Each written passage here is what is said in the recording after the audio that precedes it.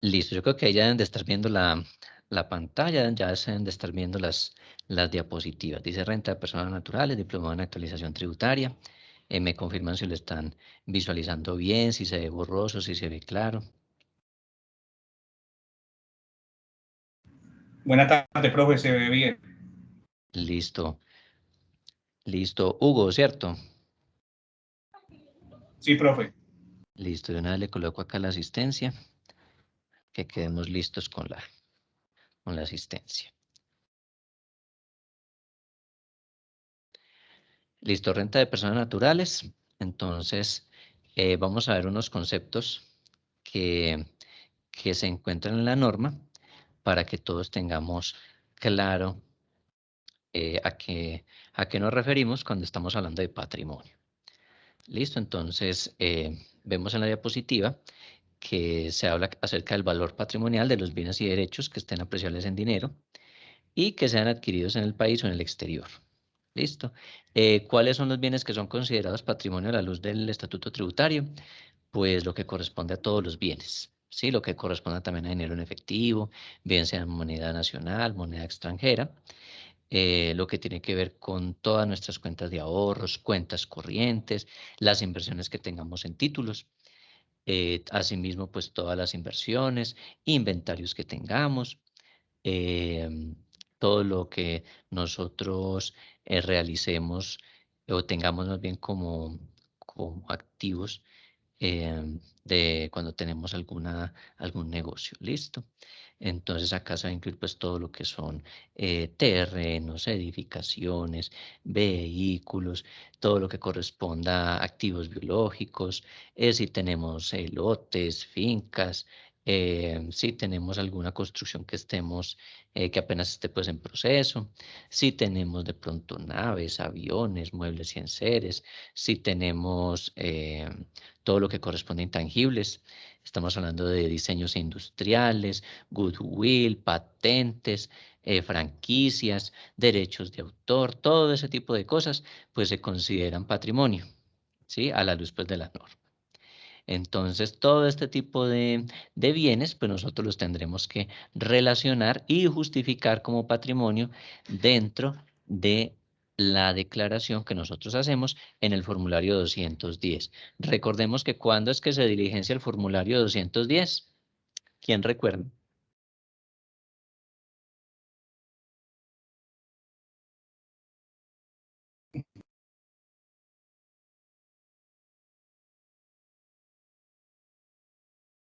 Persona natural, profe. Sí, personas naturales, Residentes y no residentes. residentes y no residentes. Listo.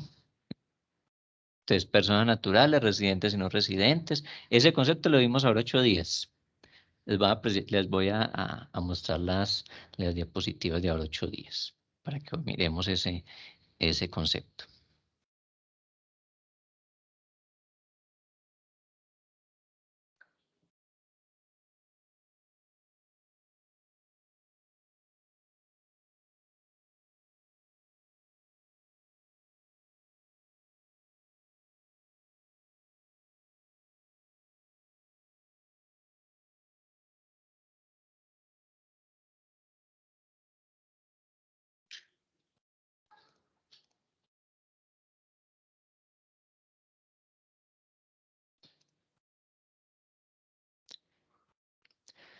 Listo, recordemos que ahora 8 días hablábamos de unos aspectos muy importantes. Lo primero, teníamos que, antes de hacer una declaración de renta para personas naturales, teníamos que verificar lo siguiente. Y lo primero era confirmar la residencia fiscal de la persona. Entonces, si esa persona era residente fiscal, tenía unas implicaciones, ¿sí? Dentro de esas implicaciones que nosotros estuvimos viendo, pues tenemos las siguientes. Que si nosotros éramos residentes, entonces eso tenía unas implicaciones en cuanto a los ingresos y en cuanto a los activos, en lo que se tenía que presentar en la declaración frente a la DIAN. Y si es no residente, pues tiene una sola implicación, es que se declara lo que hay en Colombia. Si somos residentes, entonces declaramos lo que hay en Colombia en el exterior, y si somos no residentes, entonces lo que hay en Colombia. Dentro de lo que vimos en la jornada anterior, teníamos esta diapositiva. Sí, pienso que la alcanzan a ver ahí. Hablábamos de que el residente diligencia el formulario 210 y el no residente el formulario 110. Para personas jurídicas se diligencia el formato 110, pero si es una persona natural y es considerada no residente fiscal en Colombia, también para esa persona natural, por el solo hecho de considerarse no residente, entonces tendrá que diligenciar el formulario 110. ¿Listo? Entonces, para personas naturales se diligencia el formulario 210 siempre y cuando sea considerado residente fiscal. ¿Listo? Entonces, para que lo tengamos allí, lo apuntemos y no se nos vaya a olvidar ese concepto. De ahí la importancia de lo que vimos ahora 8 días, que antes de hacer una declaración tributaria, nosotros teníamos que empezar a determinar esto. Primero, ¿es residente fiscal, sí o no? Y una vez que determinamos si era residente fiscal, entonces ahí sí, ¿será que ese residente o no residente tiene que declarar o no tiene que declarar? ¿Listo? Entonces, concepto fundamental para los residentes, personas naturales residentes, se diligencia el formulario 210. ¿Listo? Personas naturales residentes, se diligencia el formulario 210. Para el formulario 110 se diligencia, o más bien se establece para personas jurídicas y también para personas naturales que son consideradas a la luz de la norma tributaria como no residentes fiscales. ¿Listo? Y ya vimos pues cuáles eran las características, los requisitos y demás pues para determinar si una persona es residente fiscal o no y también para saber si una persona debe declarar o no debe declarar renta. ¿Listo? Entonces, para que comencemos de una vez con ese concepto, lo tengamos muy claro. ¿Por qué? Porque hoy estaremos hablando del formulario 210 y ese formulario 210, listo, es para personas naturales, pero tiene que ser personas naturales que sean consideradas residentes fiscales en Colombia. ¿Listo? Entonces, basados en lo que hemos venido mencionando, entonces tenemos que a nivel de patrimonio, a la luz de la norma tributaria, entonces tenemos toda esa cantidad de bienes, hablamos del efectivo, moneda extranjera y demás. ¿Listo? Hablamos de todo lo que sean los locales, las oficinas, los vehículos, también lo que tiene que ver con los intangibles, si tiene joyas, si tiene taxis, si es escritor de libros, entonces que tenga los respectivos derechos de autor y todo lo que concierne también a economía naranja que sabemos que está en el país, está pues fortaleciendo mucho este tema. Entonces, eso es lo que concierne a patrimonio. Asimismo, pues dentro del patrimonio, entonces pues nosotros diligenciamos todos esos datos y hay una casilla independiente en el formulario 210 que se llama deudas. Las deudas sabemos qué representan, qué significan. Entonces, ¿qué se va a tomar? Pues todo lo que sean obligaciones financieras con alguna institución de carácter financiero, ¿cierto? Cuentas que hayan por pagar, arrendamientos que se tengan por pagar, otros pasivos, todo lo que tengamos como impuestos para pagar ante las diferentes entidades, los pasivos que tenemos con los empleados, los pasivos que tenemos con otras instituciones. ¿Listo? Siempre que se va a tomar, pues el saldo de lo que haya pendiente, pues al 31 de diciembre. En este caso, pues nosotros vamos a trabajar con 2020, entonces, pues los datos que tendremos con corte a 31 de diciembre del 2020. Acá les dejé una nota. Sí, y es que los contribuyentes que no estén obligados a llevar libro de contabilidad solo podrán solicitar pasivos respaldados por documentos de fecha cierta. ¿Listo? En los demás, pues tendrá que cumplir con todos los requisitos de la contabilidad. Entonces, si yo como persona natural tengo un negocio X, tendré que llevarle contabilidad a la luz de la norma y pues por esta razón todos los soportes que tengamos pues van a estar respaldados por la contabilidad con todas las formalidades plenas pues que pide la contabilidad. ¿Listo? Si nosotros no estamos obligados a llevar contabilidad, pues entonces no tendremos una contabilidad de respaldo. ¿Qué tendremos? Documentos. Y esos documentos son certificaciones expedidas pues por las diferentes personas o entidades. ¿Listo? Entonces, para que tengamos esto allí debidamente identificado. Basados en esto, yo les compartí un archivo en Excel, ¿sí? Les compartí un archivo en Excel como este que ustedes están viendo en pantalla, que decía parte 1 y decía parte 2, ¿sí? ¿Qué contenía ese archivo en Excel o qué contiene? Contiene varios soportes que nos entrega una persona para que les elaboremos la declaración de renta como personas naturales. Entonces, ¿qué tenemos, por ejemplo, acá? Tenemos un primer documento que habla de o que es más bien un certificado de ingresos y retenciones por salarios. ¿Listo? Quiere decir que esta persona es un trabajador dependiente de alguna entidad. Y entonces en el certificado se encuentra detallada una información, como cuál desaparecen los pagos por salario, los pagos que ha recibido por prestaciones sociales, lo que le trasladaron al fondo de cesantías, adicionalmente los aportes a salud, los aportes obligatorios a pensiones, los aportes voluntarios si los hay, si le practicaron de pronto retención en la fuente. Esos son los conceptos que aparecen en un certificado de ingresos y retenciones. Si de pronto no lo conocían, eh, ahí está en el ejercicio para que aprendan a identificar sus partes. ¿Sí? Obviamente, pues acá hay una cantidad de información que no aparece, pero pues es información que se tuvo que borrar para efectos pues, de el ejercicio. ¿Listo? Adicionalmente tenemos un extracto de cesantías. ¿Listo? Entonces nos pueden entregar un soporte como este para que les hagamos la declaración. Entonces acá se encuentran todos los factores, los intereses, la consolidación de cesantías, todo lo que le haya pasado a la persona durante un X periodo de tiempo. ¿Listo? Entonces nos adjuntan ese certificado, lo necesitaremos. La persona pues también adjuntó un concepto por un certificado por prestación de servicios, es decir, la persona trabaja como dependiente, pero adicionalmente puede realizar trabajos o contratos de manera excepcional con otras entidades mediante contratos de prestación de servicios.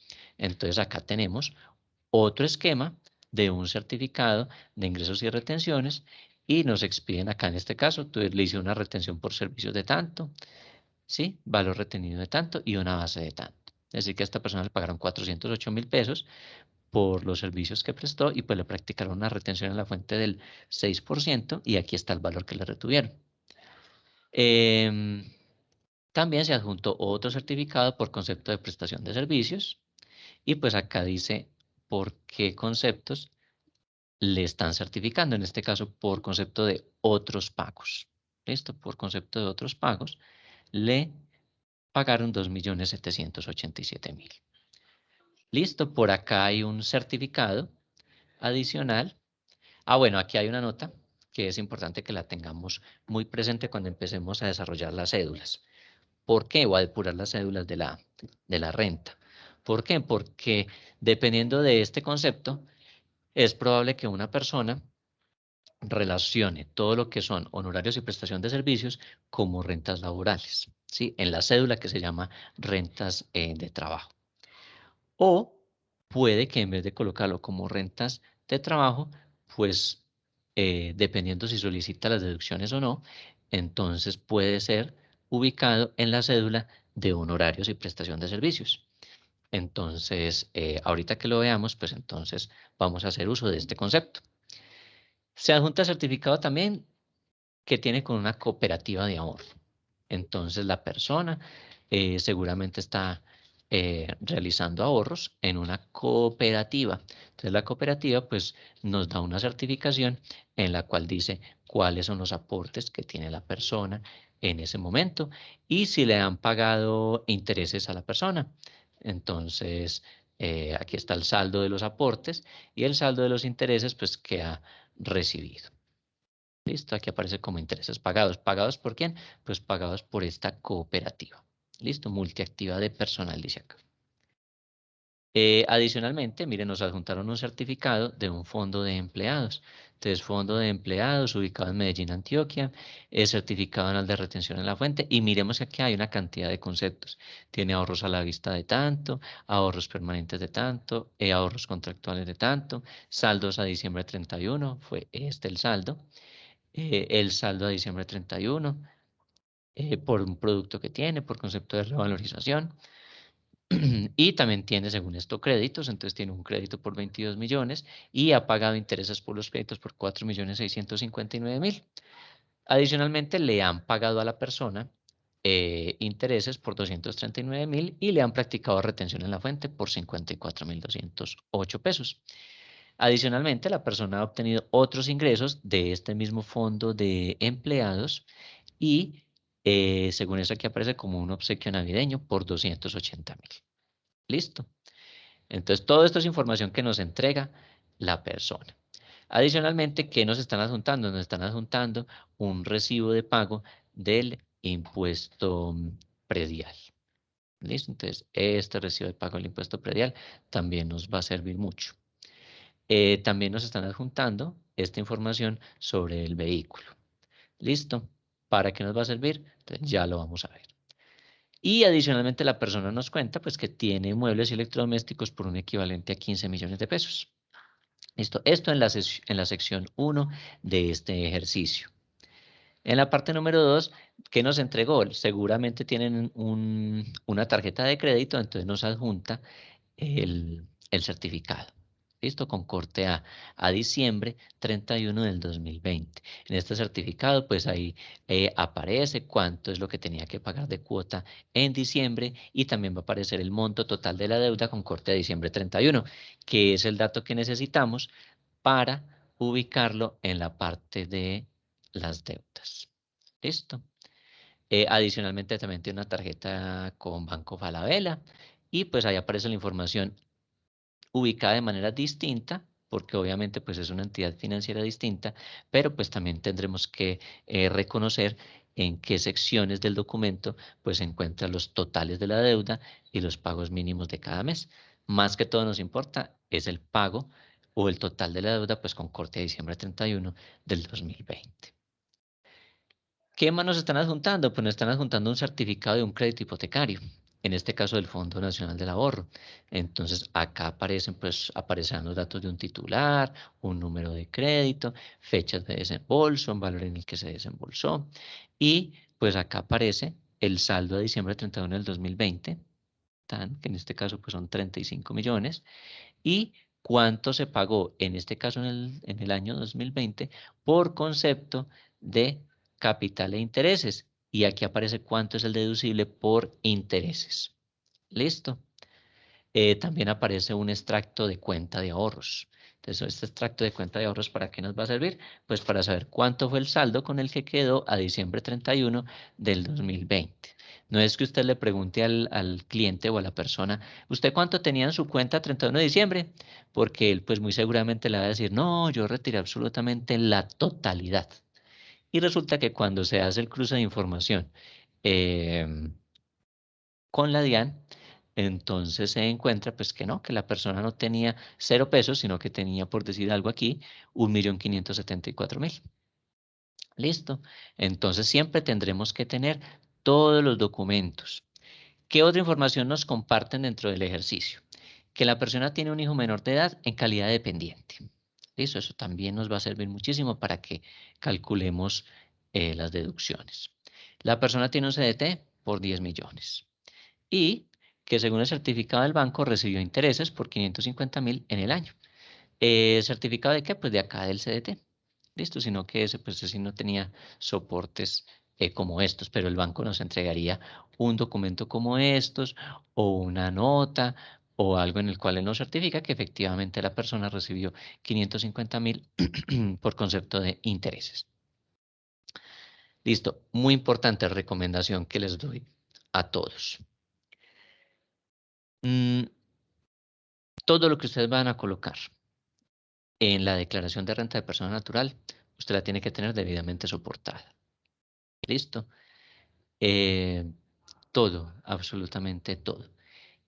Si la persona le dice, ah, yo tuve ingresos en tal parte, pero no me lo reporte, ¿sí? Porque muchos le van a decir eso, van a decir, ay, no, es que sí, yo me acuerdo que yo tuve un contrato con tal entidad, pero no, eso no me lo incluye ahí, porque es que con base en eso, pues me tocaría de pronto pagar mucho de impuesto de renta. Pues usted debe exigirle que le entregue el certificado de ingresos y retenciones de la otra entidad en la cual él estuvo trabajando o con la cual tuvo otro tipo de contrato, ¿sí? Toda esa información, toda esta información, usted la tiene que tener soportada. Y no podrán decir, ay, no, mire, yo no le incluyo estos ingresos que porque el cliente me está diciendo que no se los incluye. No, porque en últimas, un año después o máximo 2 años después, a la persona la van a requerir. Y la van a requerir porque todas las entidades, pues, están en la obligación de presentar algo que se llama la información exógena, que yo sé que muchos de ustedes, pues, también la han manejado o la han escuchado. ¿Listo? Entonces, toda la información exógena, pues, se cruza con la DIAN. De hecho, antes de usted hacer la declaración de renta, usted puede descargar más o menos finalizando el mes de julio, usted puede descargar el reporte de información exógena que aparece de la persona en la DIAN. Entonces, cuando usted lo descarga, se va a dar cuenta que ahí van a aparecer la gran mayoría de los conceptos, eh, o más bien, sí, todos los conceptos por los cuales a la persona le han hecho cruce con la DIAN. Entonces, si la persona tuvo contrato con 5 entidades, entonces a cada entidad hace el reporte a la DIAN y la DIAN pues centraliza todo eso y consolida más bien con un solo número de cédula o un solo número de identificación y entonces reconoce cuáles fueron los ingresos que le fueron pagados por cada una de esas entidades. Entonces ahí le va a aparecer fulanito de tal, tuvo ingresos con tal empresa por tanto, tuvo ingresos con tal empresa por tanto, tuvo ingresos con tal empresa por tanto. Y asimismo, toda la información del sector financiero también hace cruce con la DIAN. Entonces usted va a encontrar ahí, es que, información de vivienda, 5 millones, información Bancolombia, 1 millón, información cooperativa de crédito, no sé qué, 3 millones. Información de tal entidad financiera, tanto. También le va a aparecer da vivienda, tarjetas de crédito y le va a aparecer allá, tanto. Entonces, ¿qué quiere decir eso? Pues que en la DIAN las entidades financieras reportaron información del cliente al cual usted le está haciendo la declaración y allí le va a aparecer lo siguiente. ¿Cuánto tiene en las cuentas de ahorro? ¿Cuánto tiene en CDTs? Le va a aparecer cuáles son las deudas. ¿Listo? Puede que exista alguna diferencia entre lo que esté reflejado en la DIAN, ¿sí? Es decir, en el reporte que genera la DIAN, y lo que usted tenga en la certificación. ¿Por qué? Porque puede que se presenten errores al momento de hacer la transferencia de información, pero ya eso será problema de la entidad que está reportando ante la DIAN. ¿Listo? ¿Nosotros qué haríamos? Tendríamos los soportes que le ha expedido o le han expedido las entidades a la persona natural, pues para que presente la declaración de renta. Nosotros, basados en eso, le haremos la declaración con base en todos los soportes. Esa es la primera recomendación. Segunda recomendación, acostúmbrense a dejar un salvaguardas para ustedes mismos. ¿Qué quiere decir eso? Un salvaguardas es que usted le va a decir a su cliente que le certifique mediante un documento que él va a firmar en el cual le va a decir a usted que no le está ocultando información. Porque él le puede decir a usted, ah, no, es que em, yo trabajé en tal parte y tuve un contrato aquí, pero hay un contrato X que él no le quiere revelar a usted o no le quiere decir, o simplemente se le olvidó. Y usted va y le prepara su declaración y todo, y 2 años después, pues él va y le hace el reclamo que tuvo un requerimiento de la DIAN y que estaba mal hecha la declaración y que por lo tanto usted debe asumir los gastos de la corrección de la declaración de impuestos. Entonces, usted le va a pedir una certificación a la persona natural, usted le proyecta, usted le hace la comunicación para que él se la firme, donde usted le dice, donde él va a decir, yo, fulano de tal, identificado con cédula de ciudadanía número tal, certifico que he entregado los siguientes documentos para comprobar mis ingresos, mis deudas, mi patrimonio y que no he ocultado información al respecto. En caso de que no se le haya reportado alguna información, entonces asumiré las responsabilidades que corresponden. ¿Listo? Y eso se lo firmará usted, el cliente. Eso va a ser un salvaguardas para usted. ¿Listo? Para usted, como contador público que va a hacer una declaración de renta, usted le hace ese formulario, ¿sí? O le diligencia ese formatico, con el fin de usted cuidarse, porque pueden existir personas que le oculten cosas a usted. Entonces, puede que la persona tenga un apartamento, una casa, una finca, y como son tantos bienes, pues entonces le va a decir a usted, ah, no, yo no tengo sino un apartamento, y ya. Y usted, pues, confía en lo que él le dice, y pues con base en eso usted diligencia la sección del patrimonio junto con lo demás que le certifique. Pero probablemente la DIAN le haga cruce de información y entonces le dice, ay, mire, su declaración está mal elaborada, debe presentarla y pues tendrá las respectivas sanciones. Entonces, segunda recomendación, cúrense en salud y háganle firmar a su cliente ese tipo de certificación. Ah, que cómo le voy a hacer yo firmar esa certificación a alguien de mi familia. Pues ya es criterio de ustedes si se lo hacen firmar a alguien de su familia. Pero recordemos que si usted le hace declaración de renta, que al tío, que al abuelito, que a la persona más allegada de ustedes, eh, pues no están exentos de que a esa persona se le pueda olvidar algo y no le reporten a ustedes toda la información. Sí, no siempre es que una persona actúe de mala fe y diga, ay, no, vea, le voy a ocultar esto para que me ponga a declarar más poco y no me toque contribuir. No siempre es eso, sino que en ocasiones hay inversiones muy antiguas, por ejemplo, una persona que tenga un CDT hace 10 años y cada año por allá lo renueva y se le olvida. Entonces no les dijo a ustedes que tenía un CDT y que recibió intereses de ese CDT. ¿Sí? Entonces todo esto ustedes lo tienen que dejar documentado. Y ustedes hacen una carpeta para ustedes y hacen una carpeta para el cliente. Esa carpeta que ustedes dejan para ustedes, pues va a contener estos soportes, todos estos soportes, ¿sí? Lo que tenemos aquí como parte 1 y parte 2 del ejercicio práctico. Todos estos soportes ustedes lo archivan en una carpetica, bien sea como a ustedes les guste, de manera digital o de manera física. Ustedes lo guardan, carpeta de fulano de tal, declaración de renta, donde usted le va a archivar todos los soportes, el borrador de la declaración y los anexos, o sea, lo que nosotros hacemos en Excel para decir, mire, el renglón tal está por 10 millones, salió de esta operación matemática o salió de esta certificación. Todo eso ustedes lo guardan. Le pueden entregar una copia al cliente con todos los soportes y dejan una copia para ustedes. Y en la de ustedes, pues anexarán la certificación que va a ir firmada por el cliente que le entrega a ustedes los documentos. ¿Listo? Muy importante esa certificación, porque el día de mañana la persona le puede hacer alguna reclamación y es más, si quisiera, eh, puede llevarlo ante la Junta Central de Contadores y hacerle alguna investigación de carácter disciplinario. ¿Listo?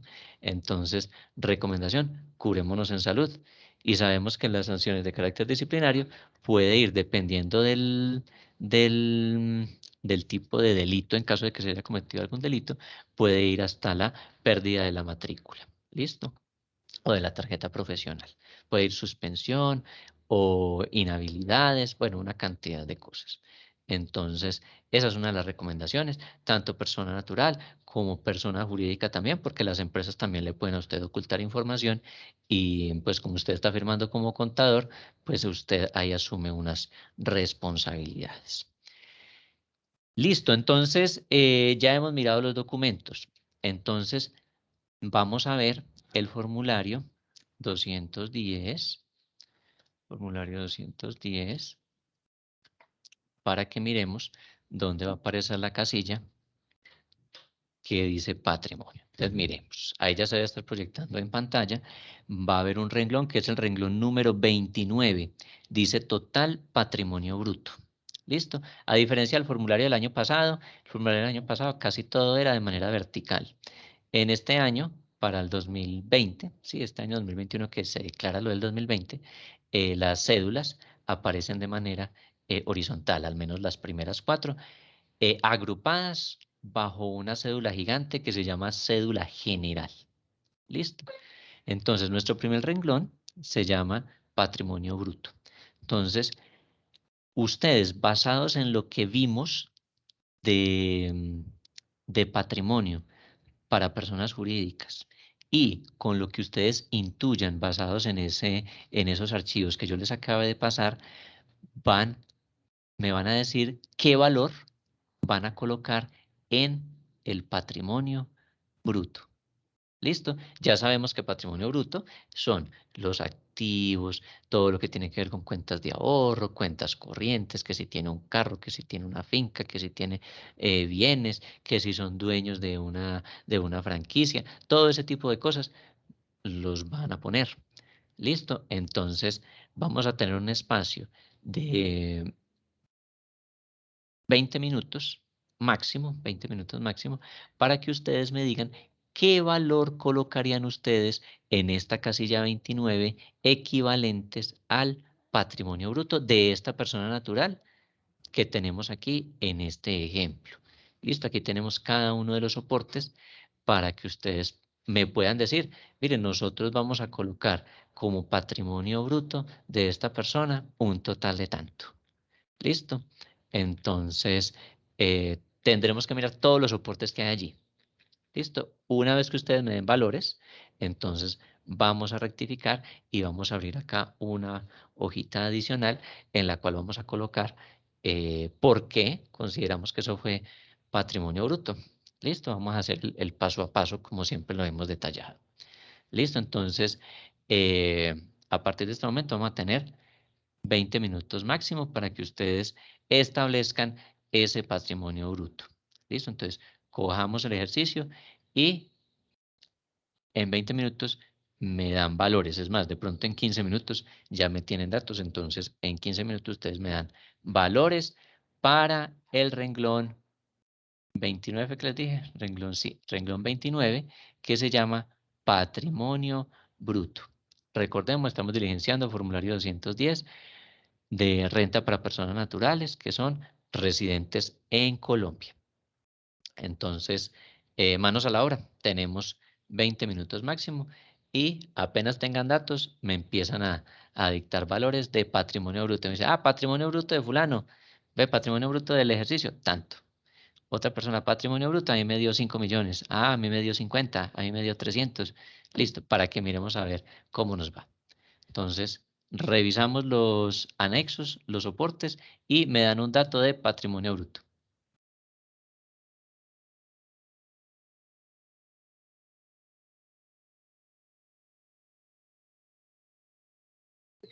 Profe, ¿le puedo hacer una preguntita?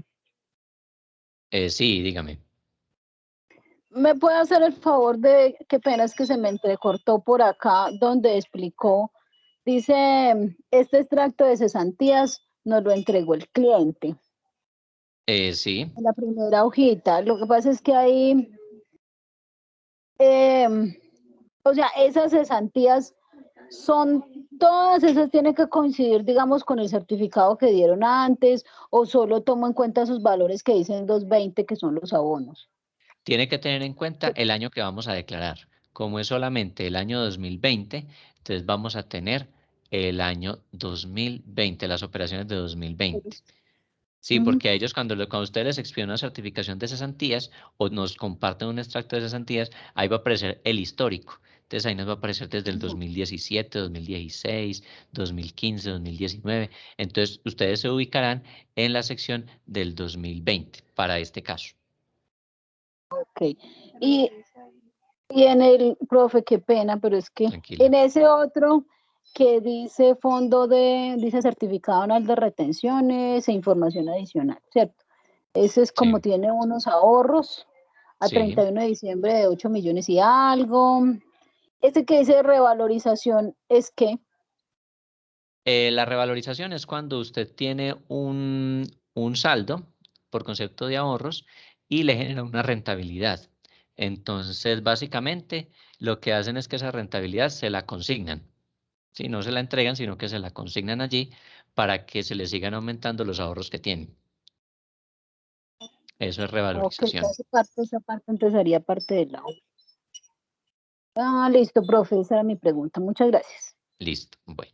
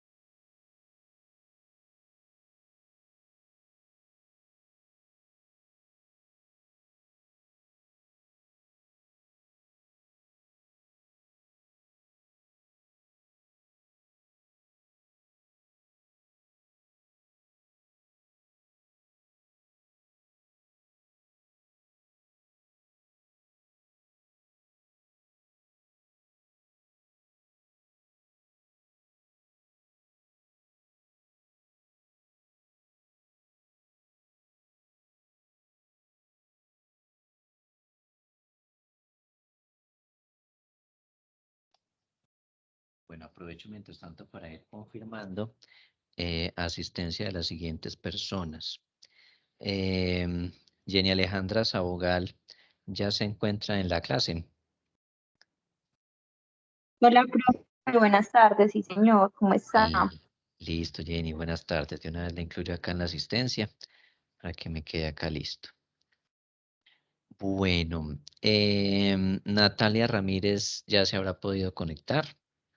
Sí, profe, ya también estoy acá, sino que no lo quise interrumpir cuando entré en la clase. Listo, tranquila, muchas gracias.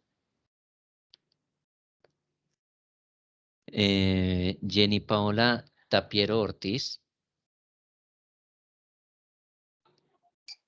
Hola, profe, sí, señor.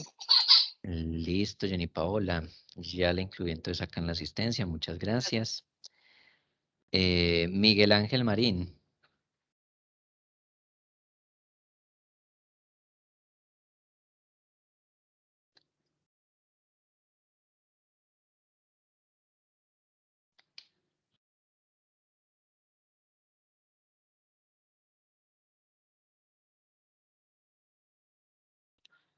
Listo, Miguel. Seguro tiene problemas con el audio. Listo, aquí ya me apareció en el chat.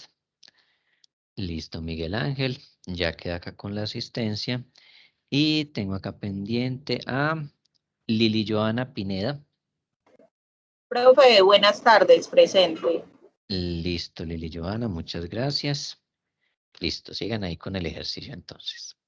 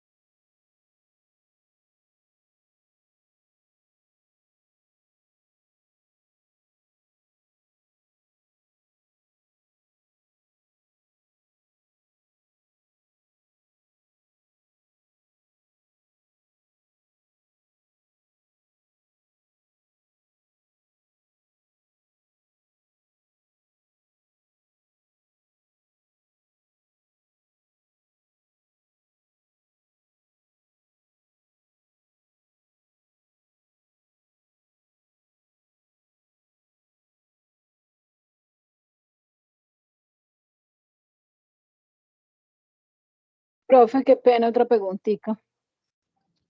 Dígame. Ahí donde le pregunté de la revalorización, donde Sí, dice esos aportes que él hizo, dice aportes de 5.496.929.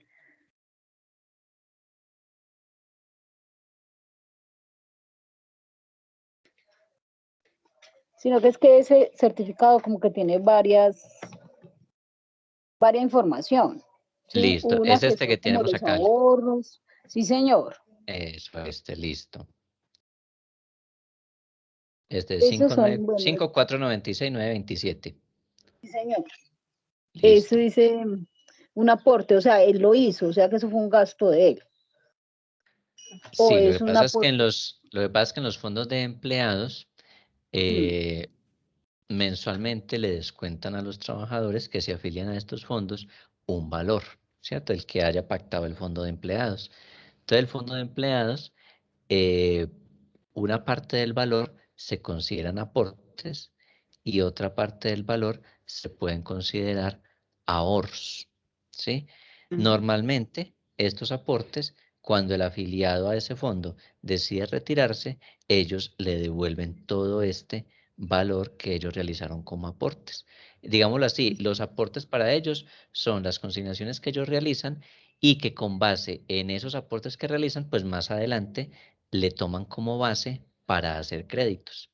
Entonces, si supongamos ellos tenían un acumulado de 5 millones, entonces le pueden llegar a prestar, por decir algo, 15. Pero si no tienen sino ahorrado sino 1 millón, o depositado acá como aporte 1 millón, pues solamente le pueden prestar, por decir algo, hasta 3 millones. Entonces, este concepto de aportes, que dice producto saldo de diciembre 31, estos aportes que aparecen aquí, pues corresponden a dinero que él tiene como en una especie de cuenta con ellos y pues se lo devolverán el día en que la persona le dé por retirarse del fondo de empleados. Ok, profe. Entendido. Muchas gracias. Listo.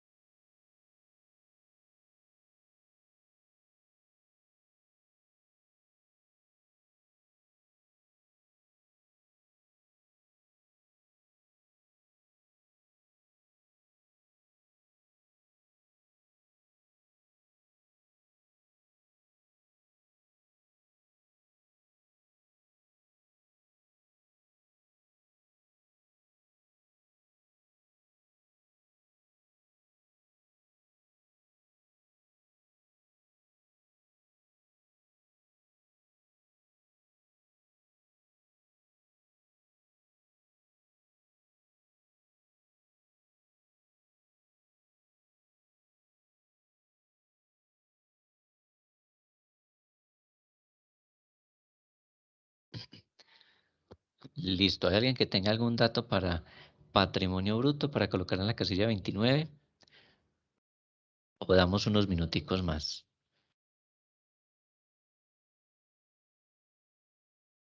Profe, yo tengo 66.133.000 pesos.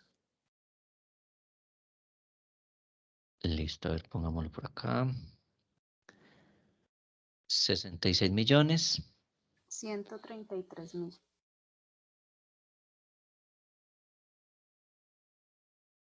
66.133.000. Listo. ¿Alguien más tiene algún dato para total patrimonio Profe, bruto?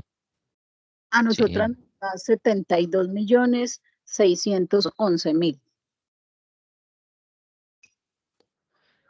72.611.000. Listo. ¿Alguien más?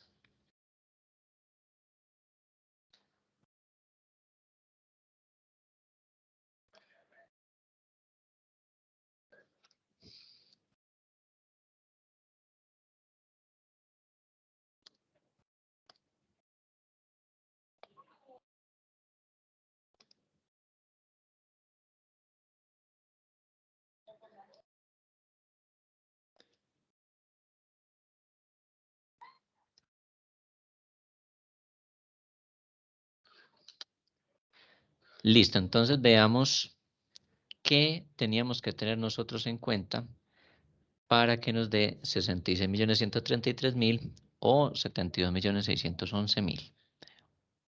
Listo, entonces veamos. Vamos a identificar patrimonio bruto. ¿Qué dijimos de patrimonio bruto? Que el patrimonio corresponde a dinero en efectivo, en bancos, propiedades, bienes, intangibles, todo ese tipo de cosas, ¿cierto? Entonces, vamos a empezar identificando qué hay en la parte 1. Entonces, en la primera es un certificado de ingresos y retenciones por salarios, ¿cierto?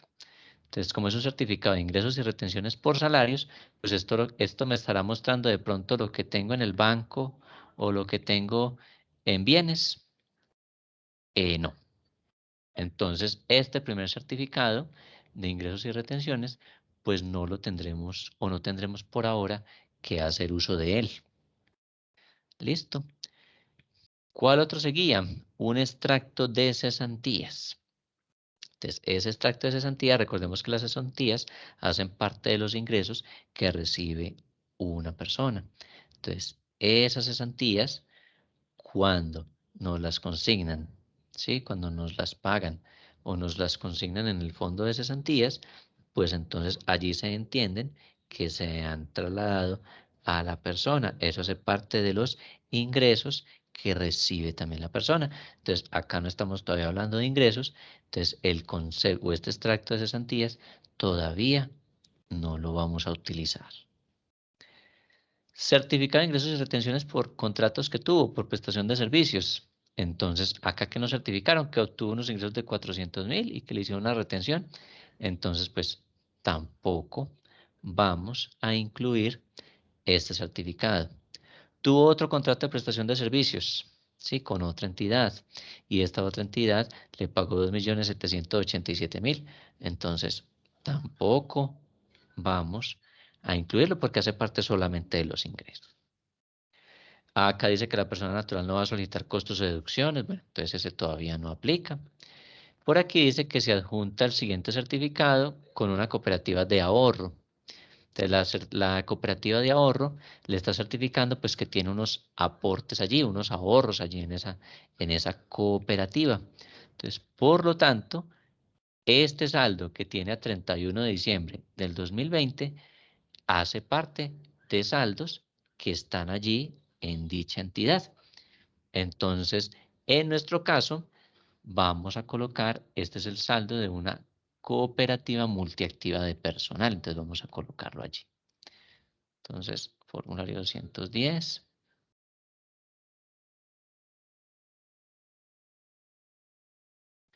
Entonces, vamos a colocar saldo de aportes en cooperativa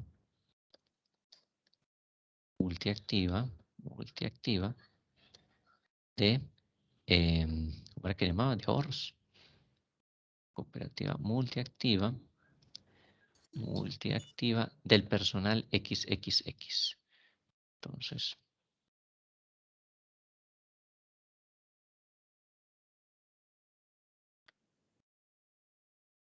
del personal XXXX.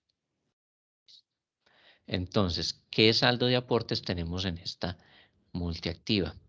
Tenemos un saldo de 2.080.652. Entonces, 2 millones. Que estás en esta hoja.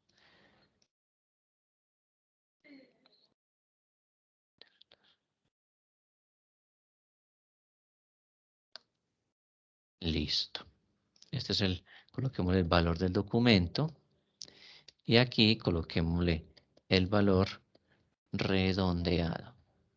¿Sí? O aproximado. Sí.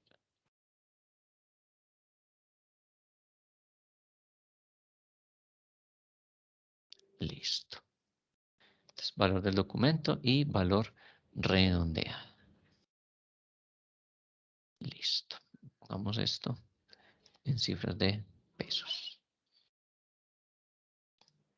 Listo. Entonces lo redondeamos ¿a cuánto? Pues a 2.081.000. Listo. Entonces, este primer saldo de ese documento, pues corresponde a parte del patrimonio bruto. ¿Por qué? Porque son saldos que se tienen allí depositados, es decir, a la persona se la descuentan en esa cooperativa y pasa a estar en los aportes de esta cooperativa. Y una vez que la persona se retire, pues también le tendrán que devolver los aportes que están allí contenidos en esa cooperativa multiactiva de personal. ¿Listo? Entonces, es igual que el fondo de empleados que nos preguntó ahorita la compañera.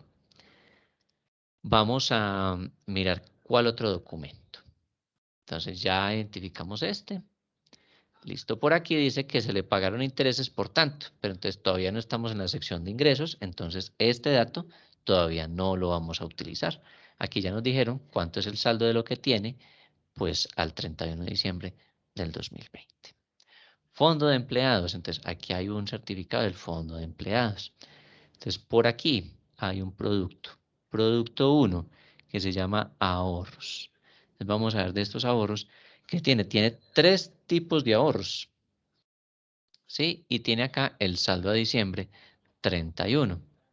Entonces, en estos ahorros, pues hace parte de el patrimonio de la persona. Entonces vamos a colocarle aquí, esto se llama Fondo de Empleados, coloquémosle de Medellín, Antioquia, porque no tiene el nombre completo. Entonces, saldo de ahorros en el Fondo de Empleados.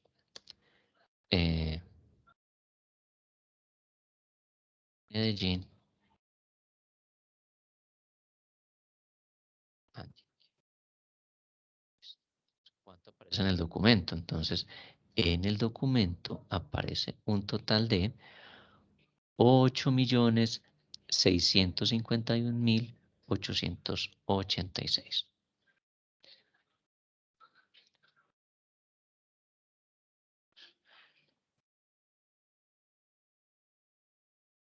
Ocho, 651, 886, 8, 651, 886. Eso es por concepto de ahorros. Lo redondeamos de una vez, entonces estaría por 8.651.052.000. Que de una vez nos quede redondeado en cifras de 1.000. Listo. Dentro de este mismo formulario, dentro de esta misma certificación, pues también hay otro producto que son los aportes. Entonces, en este caso tenemos un saldo a diciembre 31 de 5 millones y un saldo por revalorización de 57.743. Estos hacen parte de como de intereses que se recibieron durante este año 2020. Listo, pero el saldo de los aportes fueron consignados, es decir, estos 57.743 se los consignan y se le van a quedar constituidos dentro de este gran total de aportes, ¿sí? Recordemos, estas revalorizaciones que él tenía un saldo de aportes, eso generó alguna rentabilidad, pero no le dicen están a su disposición, no. Se le consignan como si fueran aportes. O sea que esta revalorización constituye ingresos, pero este saldo sí constituye parte del patrimonio. Entonces, trabajaremos con el saldo que dice aquí de 5.496.927.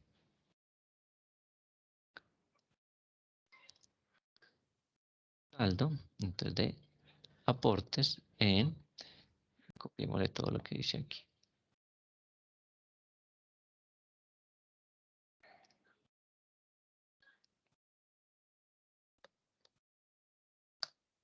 Listo. Entonces dijimos que era 5.496.927.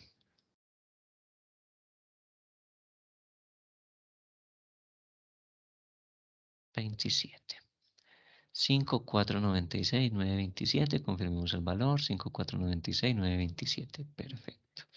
Y entonces, pues redondeemos 5.497.000, 1, 2, 3. Les da 5.497.000, el valor redondeado, listo. ¿Qué más hay dentro de la misma certificación del Fondo de Empleados? Tiene un producto que se llama un crédito,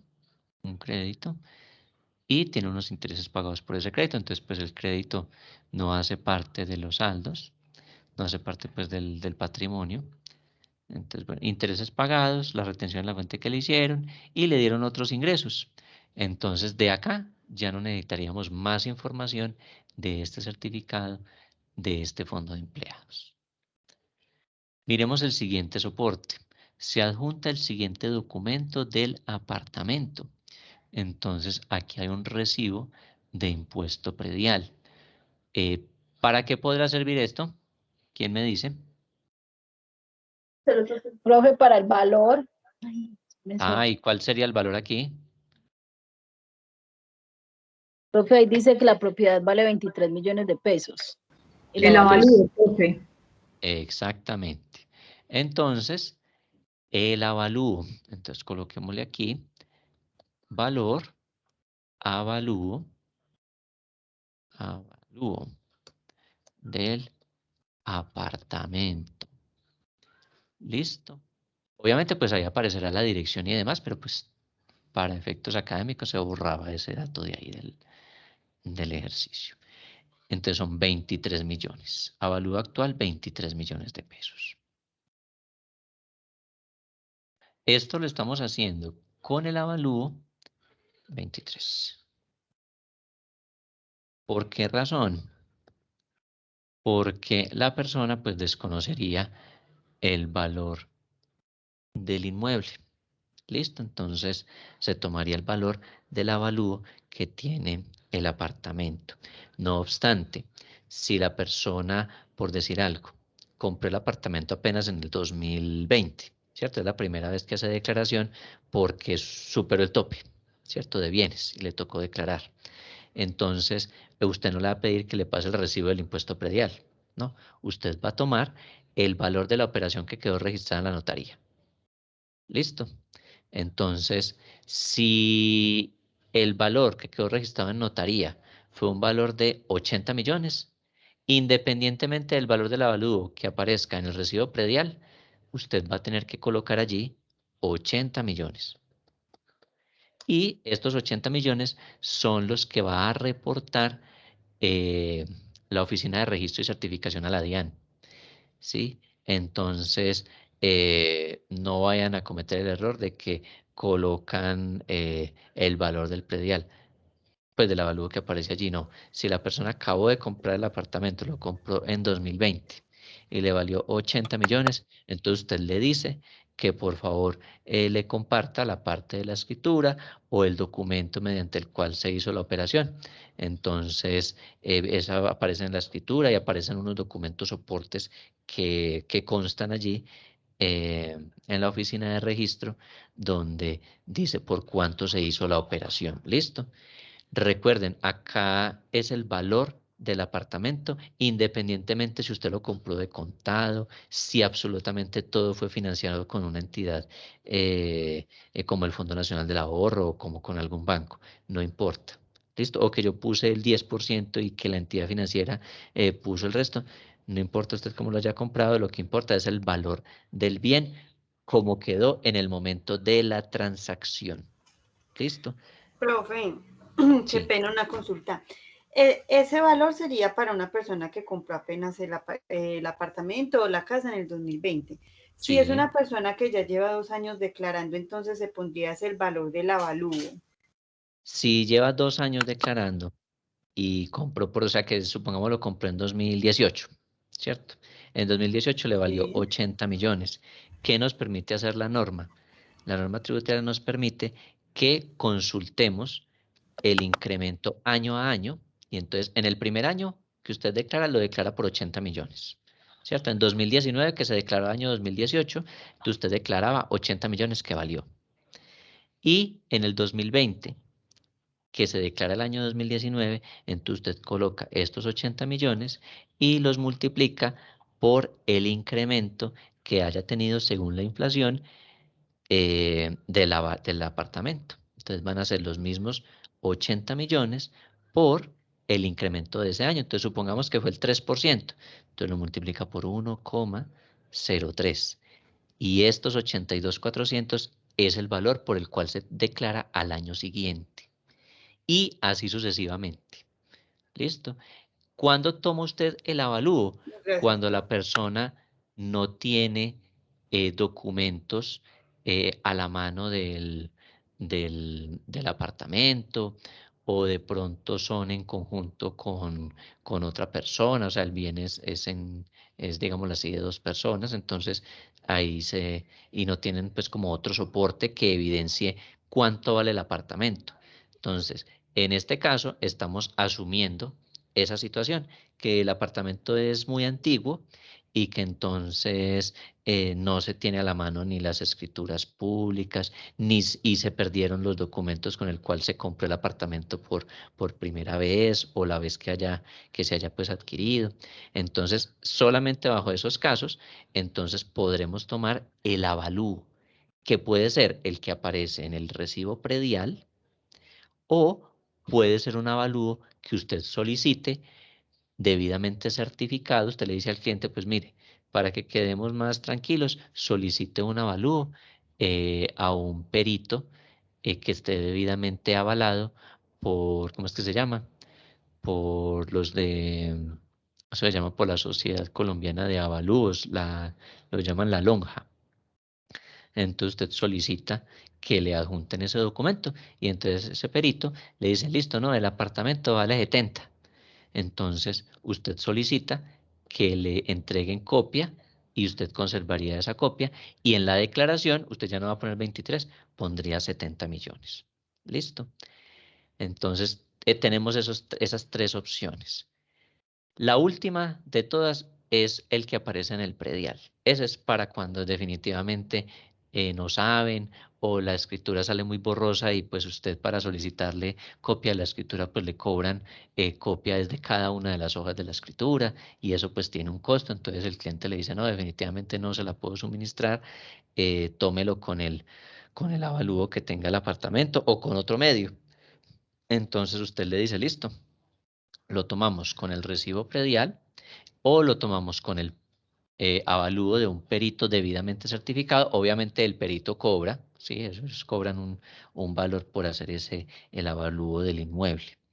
¿Listo? Y si hemos tenido el histórico de las declaraciones del bien, entonces se compró en el 2018 y valió 80 millones. Entonces, listo, al 2019 usted averigua cuánto fue el IPC, que está autorizado a nivel oficial, y entonces el incremento para el 2019 fue el 3%. Entonces usted a los 80 millones lo multiplica por 1,03 y ese será el valor. Al año siguiente, entonces ya usted coge estos 82.400 y si la inflación fue del 1%, te lo multiplica por 1,01 y así sucesivamente. Listo. Pero ya de ahí en adelante, usted tendrá que tener como referente ya no el avalúo, sino que usted le va incrementando año a año el IPC. ¿Listo? Entonces, para que ustedes lo tengan allí muy, Gracias, profe. muy claro que tendríamos estas tres alternativas. Listo, para este caso estamos tomando entonces el valor que aparece en el recibo predial. Listo. Entonces ahí teníamos este soporte. Siguiente soporte. Entonces por acá tenemos, se adjunta el siguiente documento del vehículo. ¿Para qué nos servirá eso? Esos datos que aparecen ahí. Acá usted Para saber el avalúo del carro. Entonces también se utiliza para saber el avalúo del carro.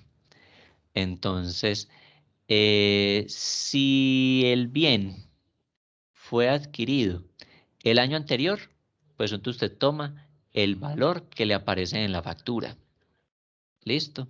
Entonces, si el carro se compró el año anterior, entonces el valor que aparece en la factura. De ahí en adelante, sí se puede tomar el que aparece en la declaración del impuesto del vehículo. Entonces, cuando usted descarga el formulario para pagar el impuesto del vehículo, ahí ya aparece actualizado el avalúo de ese bien. Entonces, usted compra el vehículo en 2020, entonces el valor que usted va a poner en la declaración del 2020 es lo que le costó, lo que le aparece en los documentos de adquisición. Profe. Y si Profe, ya pasó un año... Sí, ¿cómo? Cuando toman el valor de FASECOLDA es porque no se tiene el recibo del impuesto. Sí, sí, señora. Esa sería la segunda opción. Bueno. Entonces, tenemos que para el año siguiente, para el año 2021, entonces descargo el formulario porque tenía que pagar el impuesto de vehículo. Ahí ya aparece el nuevo avalúo. Entonces, usted lo compró en 70, ya al año siguiente ya le aparece ahí por 59 millones. Entonces, ese sería el valor que usted va a poner. Si por alguna razón la persona está atrasada con los impuestos y no tiene el avalúo disponible, entonces pueden tomar como segunda opción el de FASECOLDA, pero lo más importante es que tenga usted un documento que esté certificado. ¿Y cuál podría estar certificado de manera más inmediata? Pues el que entregan los entes, en el cual se dice que usted tiene que pagar un impuesto de vehículo de tanto porque su avalúo para ese año quedó en tanto. Entonces, preferiblemente el impuesto de vehículo, ¿sí? La declaración del impuesto de vehículo. Hoy en día, pues todo lo hacemos de manera electrónica, entonces, pues usted descarga ahí el impuesto del vehículo, la declaración del impuesto de vehículo, y ahí aparecen todos los datos, entonces usted toma el dato que aparece ahí directamente. ¿Listo? Entonces, vamos a colocar aquí, valor del avalúo,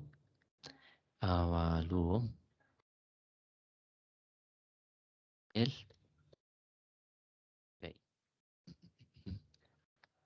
¿por cuánto aparece aquí? Aquí aparece por 6.750.000.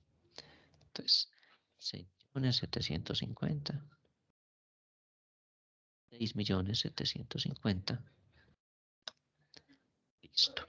Entonces, el vehículo también hace parte del patrimonio, entonces lo estamos incluyendo. Este otro dato debe formar parte de la información que ustedes colocan en la certificación que le hacemos firmar al cliente. ¿Listo?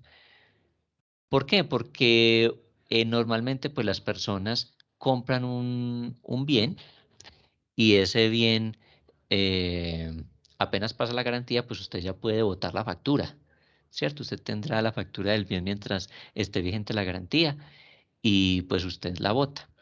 Entonces, usted le pregunta al cliente por qué valor están avaluados sus muebles y electrodomésticos, ¿sí? Los bienes que tengan en la casa.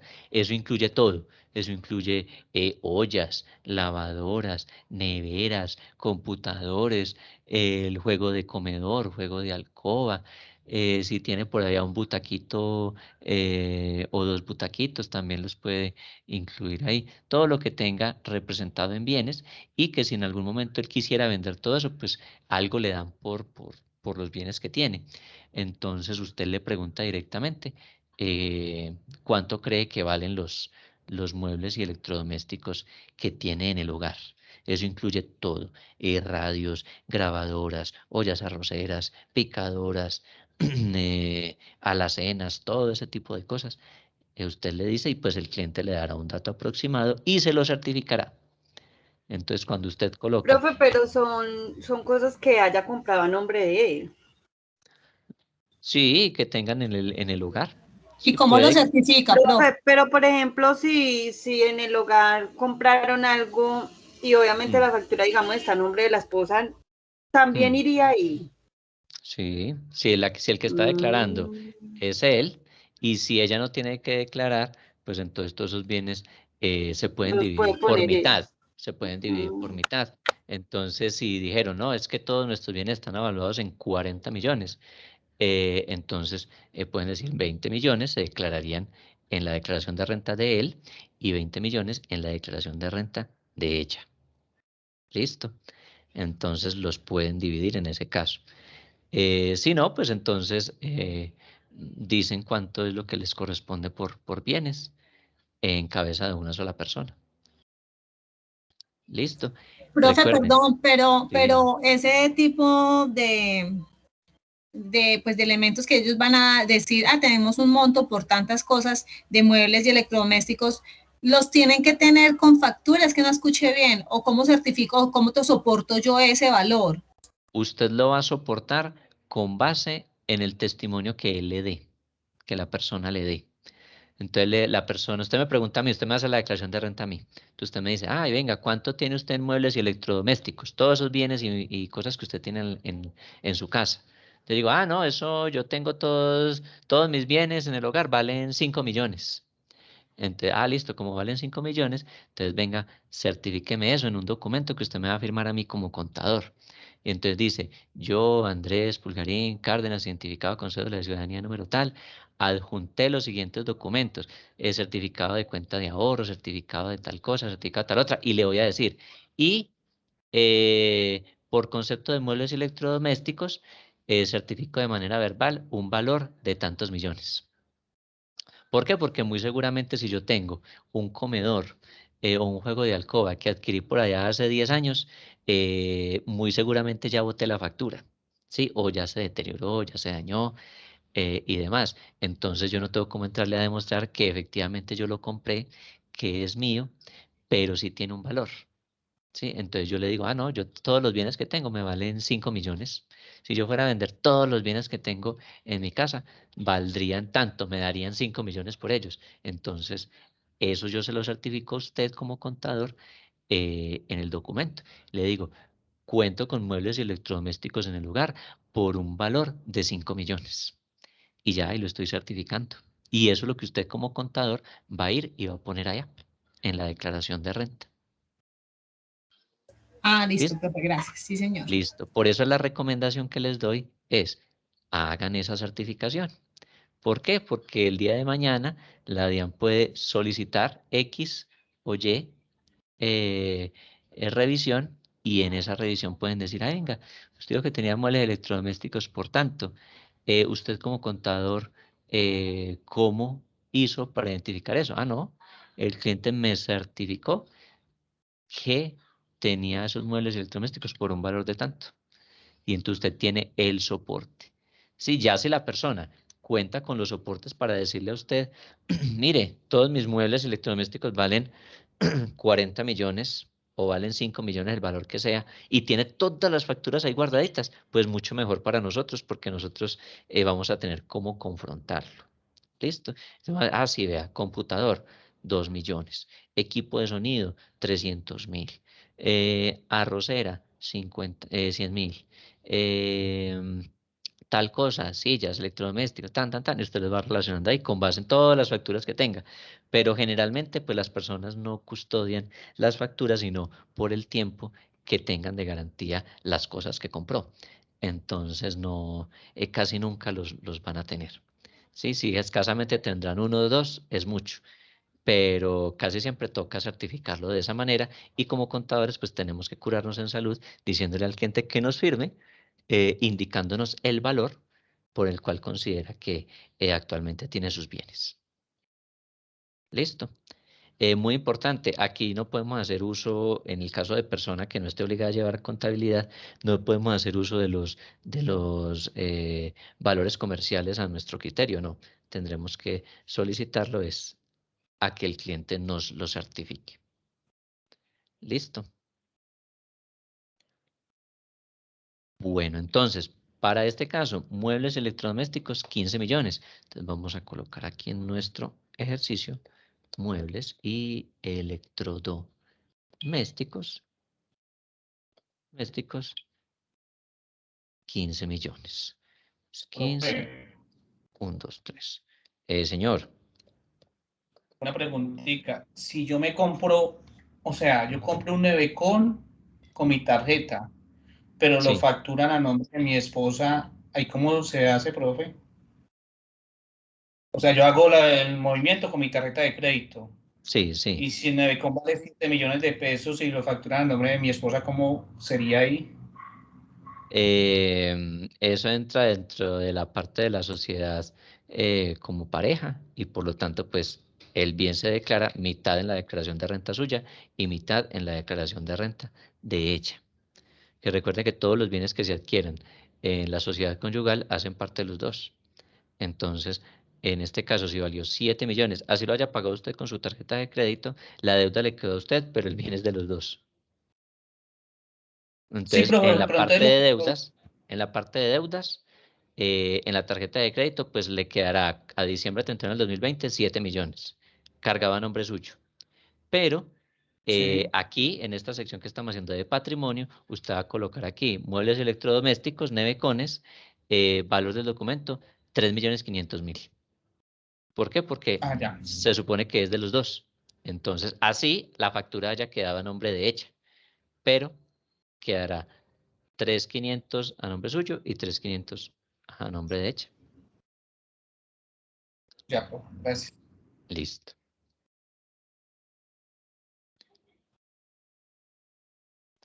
Listo. Entonces, muebles electrodomésticos, 15 millones.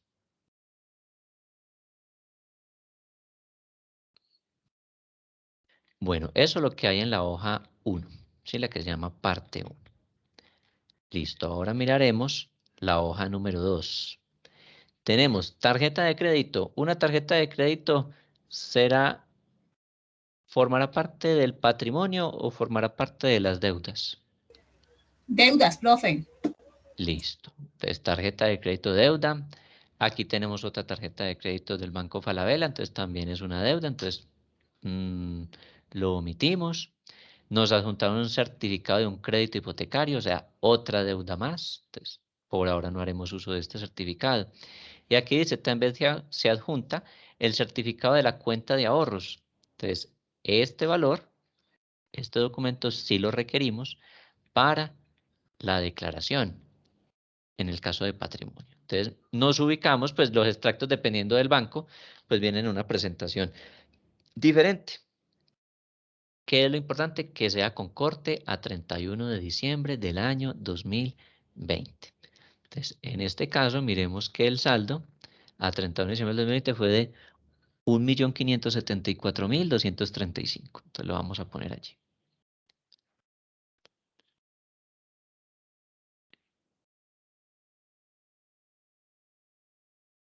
Y lo redondeamos, 1.574.000 y este va a ser el saldo en cuenta de ahorros, en este caso de Bancolombia.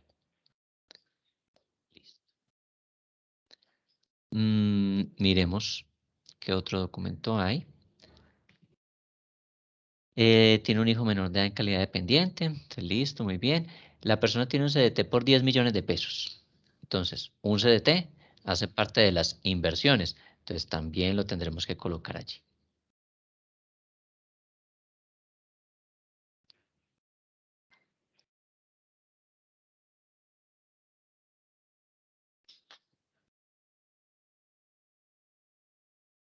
Bueno, Natalia nos había hecho por acá una pregunta y me está preguntando que si es mejor que en este caso los bienes tengan un valor alto o no para la declaración.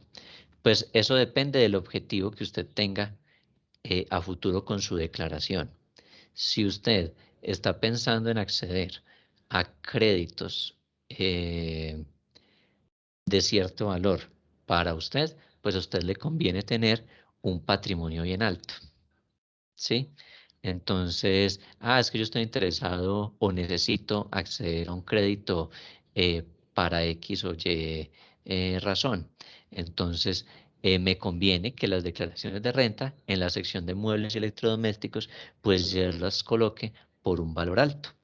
¿Por qué? Porque las entidades del sector financiero revisan qué bienes tiene la persona para poder, en caso de que usted tenga algún incumplimiento, pues tomar las medidas de cobro coactivo y pues si en algún momento dado le tienen que realizar algún embargo, pues sepan que usted tiene bienes que les permitirán respaldar la deuda en caso de que se inicie una etapa de cobro por la jurisdicción coactiva.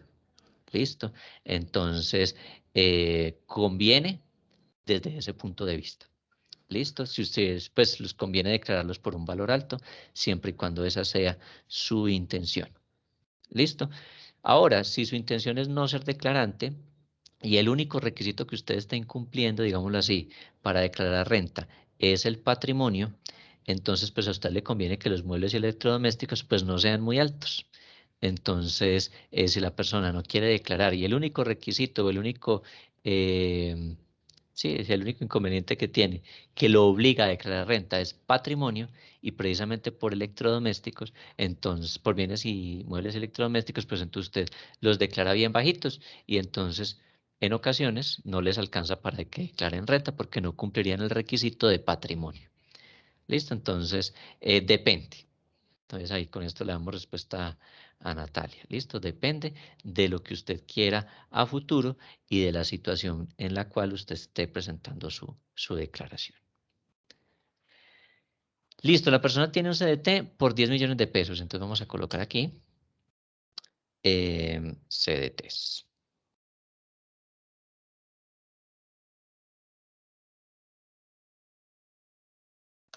$10 millones de pesos.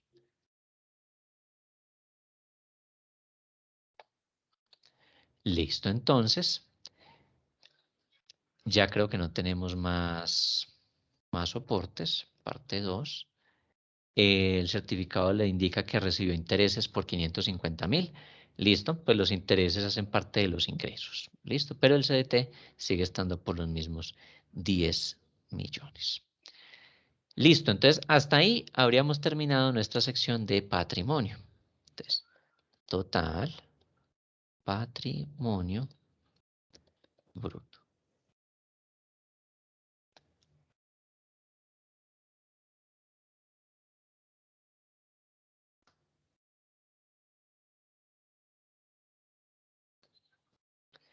Listo, entonces el valor que nos dio fue de 72.554.000. ¿Listo? Ese es el valor que nos quedó. Estos dos valores estuvieron muy cercanos. Y el valor correcto entonces es 72.554.000. Listo, esto va a ir al renglón 29 de la declaración. Listo, entonces acá es donde va a estar ese valorcito. A propósito, recuerden, estas declaraciones se presentan de manera electrónica. Entonces por acá yo había abierto ahorita la página de la DIAN. Cuando usted ingresa a la página de la DIAN, entonces usted, si ya está creado en el sistema, si usted ya se ha registrado antes, entonces usted ingresa por una opción que dice usuario registrado. Usuario registrado. Se demora un poquito en cargar. Listo. Y aquí, a ver, yo miro si le puedo aumentar acá el zoom. Usuario registrado. Listo. Ahí yo creo que se alcanza a leer lo que está al lado izquierdo. Entonces usted dice, ingresa a nombre de, entonces usted le coloca a nombre propio. A nombre propio. Aquí en cédula de ciudadanía pues dependiendo de la persona, entonces puede que sea con registro civil, tarjeta de identidad, cédula, la gran mayoría son con cédula. Entonces usted le selecciona el tipo de documento, entonces cédula. Número del documento, entonces usted le coloca aquí el número del documento de la persona a la cual usted le va a realizar la declaración. Entonces, la cédula tal. Y aquí en contraseña, entonces usted le digitará la contraseña que se le haya asignado a esa persona. Si esa persona ya se le olvidó la contraseña, entonces siempre eso trae una opción que dice, ¿ha olvidado su contraseña? Entonces usted le dice que sí y él le envía la contraseña a la persona, es decir, a su cliente, se la envía al correo electrónico que él tiene registrado en la página de la DIAN. Entonces, si la persona es de esos que están cambiando de correo cada rato, entonces el correo que más utilice lo debe tener actualizado en la página de la DIAN. Por eso, se le recomienda a cada persona que antes de elaborar la declaración en el sistema, pues haya actualizado el root. ¿Y qué deben haber actualizado? Si cambiaron de correo electrónico, entonces que tengan el nuevo correo electrónico actualizado. ¿Listo? Y entonces posteriormente le dará a ingresar y él le va a pedir una contraseña mediante clave dinámica. ¿Qué quiere decir la clave dinámica? Que además de esta primer contraseña que usted digita aquí, cada vez que usted acceda al portal de la DIAN a nombre de esa persona, la DIAN le envía una notificación al cliente donde le dice, usted ha ingresado al portal de la DIAN, esta es la clave dinámica ¿de qué? Para acceder al portal y firmar declaraciones. Entonces, y tiene 2 horas, eso dura como 2 horas para cambiar. Entonces, a él le llega y él le informa a usted, ah, mire, vea, este es el correo que me llegó donde me informa la clave dinámica. Entonces, usted esa clave dinámica la digita y continúa. ¿Listo? Y cada vez que usted vaya a firmar la declaración, entonces, si han pasado más de 2 horas, entonces debe solicitar una nueva clave dinámica para poder firmar el documento. ¿Listo? Todo esto es de manera electrónica. Listo, todo esto se hace de manera electrónica, sino que el formulario pues se tiene para efectos de que nosotros pues podamos aprender. Entonces pues se tiene aquí pues de esta manera. Listo, por eso no se los tengo en formato del Excel. Listo. Por acá hay un pantallazo. Ah, bueno, acá hay unas recomendaciones de cómo utilizar la firma electrónica, el paso a paso, para que ustedes sepan cómo es y todo. Es importante que ustedes estén leyendo constantemente todos los requisitos que pide la DIAN para acceder. Una recomendación es limpiar el caché y borrar cookies en el navegador. Entonces ustedes borran el historial para que él no le saque de pronto algún error. Entonces usted ya lleva adelantada su declaración y la está digitando y por allá le salió un error. Entonces le toca volver a empezar. Entonces es importante que ustedes borren el historial del navegador. Listo. Por aquí está el acceso. Si yo por acá ingresé con un usuario para personas que no están registradas, entonces es bueno que ustedes sepan por dónde ingresan. Entonces, en la página de la DIAN, por aquí aparece usuarios registrados, usuario nuevo. Si usted es un usuario nuevo, entonces da clic acá en esta opción y acá diligencia sus datos para que le habiliten su cuenta y usted pueda declarar. ¿Listo? O en este caso su cliente, usted le ayuda al cliente a crear la cuenta en el portal de la DIAN.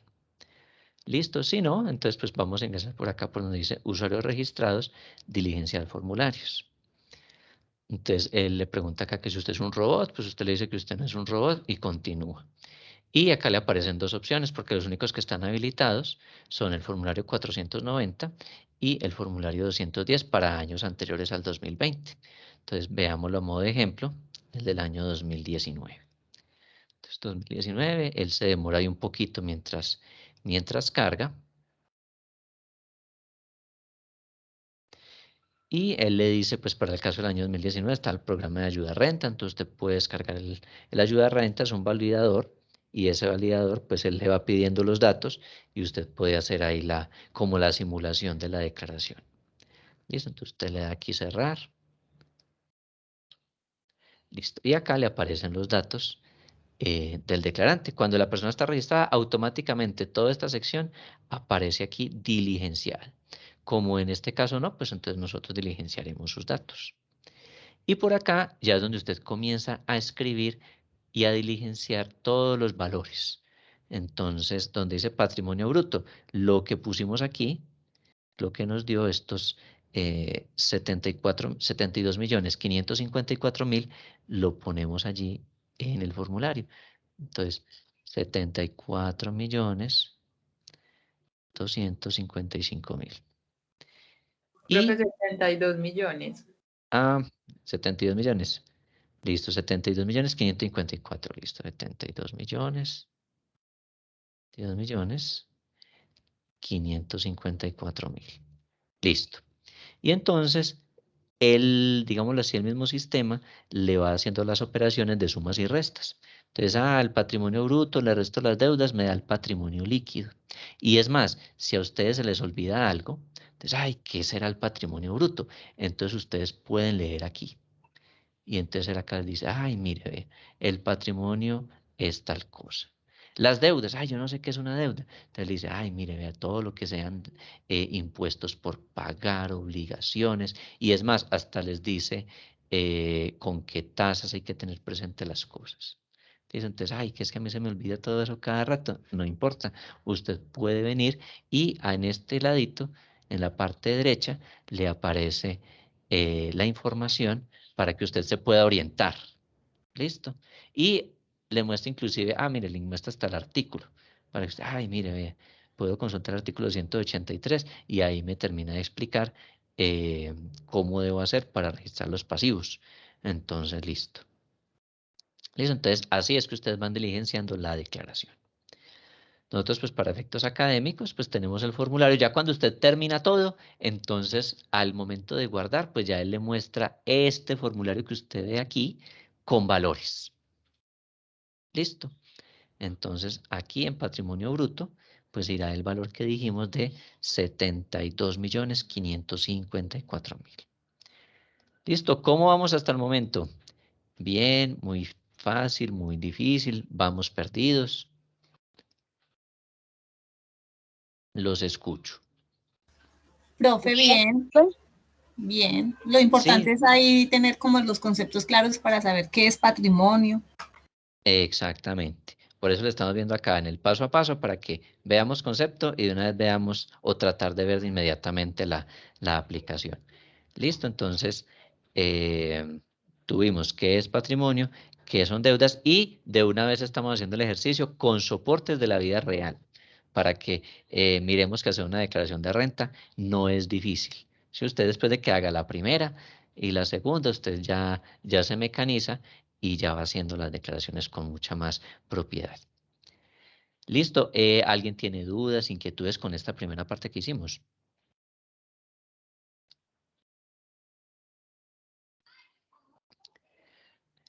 Listo, entonces como no hay preguntas, tomémonos un tiempito de descanso hasta las 4 y... Son las 4 en punto, entonces hasta las 4:25 para que continuemos, ¿listo? Para que podamos hacer la sección de deudas y para poderles explicar, al menos teóricamente, la sección de ingresos por cada uno de los tipos de cédulas. Entonces, nos vemos en 25 minutos. Los espero muy puntuales para que no nos atrasemos.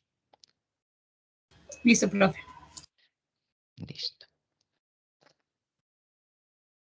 Profe, me hace un favor, ¿me deja ver la pantalla de lo que usted hizo? Claro que sí. Gracias.